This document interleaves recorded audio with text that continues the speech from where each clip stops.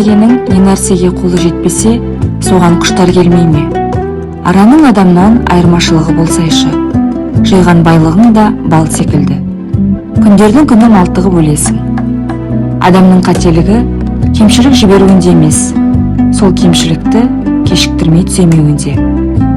Неге біз осы өзіміздің бұл әлемге артық, түкке де керегіміз жоқ, бейшара мүскін екенімізді мойындамаймыз? Неге біз осы қатыгез де қасиетсіз болып кеттік? Бұл Оралхан Бөкеевтің Атаукере повесінен алынған ойлар.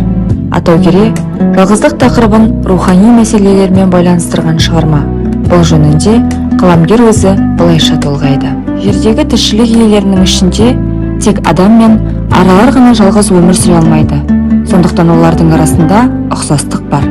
Өкінішке орай, аралар мемлекеті адамдар қоғамына қарағанда анағұрлым жетілген. Еңбек бөлінісі де әділірек.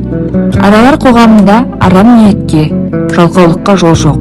Яғни олардың қоғамдық өмірінде табиғи тазалық сақталған. Ал адамдар құрған әлем ақылдың даму деңгейіне қарай біртіндеп рухани азғындауға ұшырай бастады. Шығармадағы негізгі кейіпкерлер Ерік, Айна, Таған және Еріктің анасы Нұрке. Ерік әуелі өз тірлігінің, өз мақсатының құлы еді.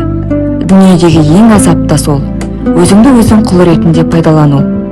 Ерік қоршаған ортаға, табиғатқа тұтынушылық көзбен қарайды.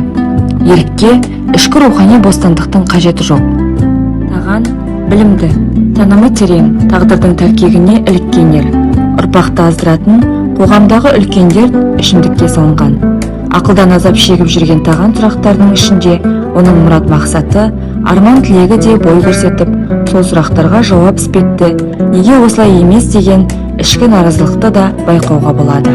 Атаукере повесінде неге біз осы деп таусылмас дүниеуи сұрақтарға жауап іздеп, еңсесі езіліп жүрген жалғыз Таған емес.